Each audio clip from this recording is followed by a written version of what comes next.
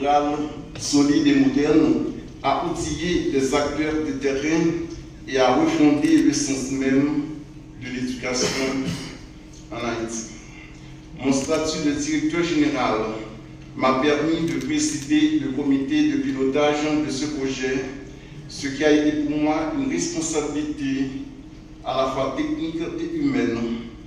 Technique car il nous fallait garantir la cohérence, la qualité et la conformité des livrables avec les besoins de la réforme. Humaine parce que chaque étape du projet engageait des femmes et des hommes convaincus que l'éducation est la clé de notre relèvement collectif.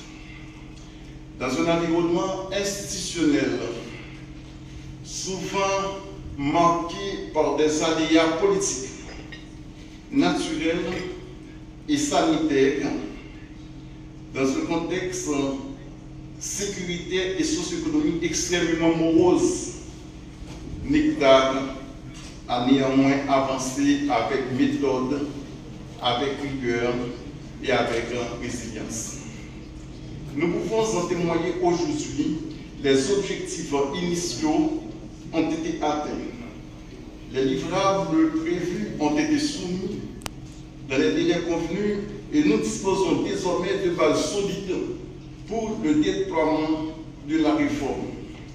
Cela n'aurait pas été possible sans une synergie exemplaire entre les équipements du ministère, les experts mobilisés, les formateurs, les partenaires techniques et bien entendu l'Agence française de développement AFD, dont l'appui stratégique et financier a été essentiel.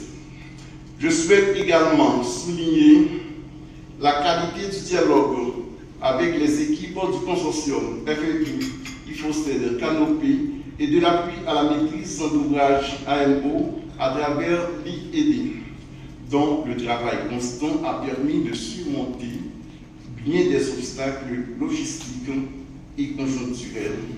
Du partenariat entre la France et Haïti.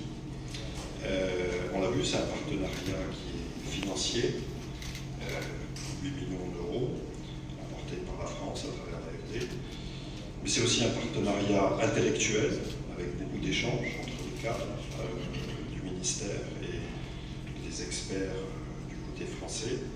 Et puis on a senti aussi, mais c'est là aussi que c'est assez emblématique, notre partenariat entre la France et Haïti, c'est un partenariat très humain, avec beaucoup d'échanges entre les gens des deux pays. Je pense que c'est une de ses grandes forces. Alors, on se réunit aujourd'hui pour la clôture de ce projet, un projet dans le domaine de l'éducation. On a commencé par une minute de silence, et je ne vais pas répéter, mais je voudrais une minute de silence, mais voilà, dire que j'ai aussi très fortement conscience en ce moment qu'on est dans un moment critique pour le pays et pour le secteur de l'éducation dans ce pays. Et donc je pense, moi, en ce moment, à toutes les dizaines, peut-être même des centaines d'écoles qui ont été attaquées, qui ont été souvent pillées, aux dizaines de milliers d'enfants qui n'ont parfois plus accès à l'école, qui ont accès à l'école dans des conditions très dégradées, c'est-à-dire des écoles qui sont dans des écoles, j'en ai visité quelques-unes, où il y a 3 écoles dans une école. Et je prends la parole aujourd'hui pour marquer la clôture officielle du projet Nouvelle Éducation tournée vers l'avenir, l'État. Un projet majeur lancé en 2019 et soutenu par l'Agence française de développement grâce à un financement de 8 millions d'euros.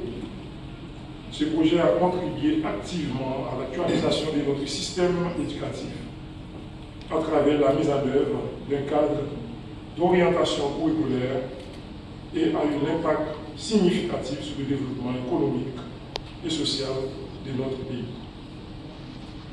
Il est important de souligner que le financement n'a pas seulement servi à la réforme curriculaire, il a également permis en effet chaque processus Il a permis en effet d'insuffler une dynamique nouvelle à l'économie haïtienne également.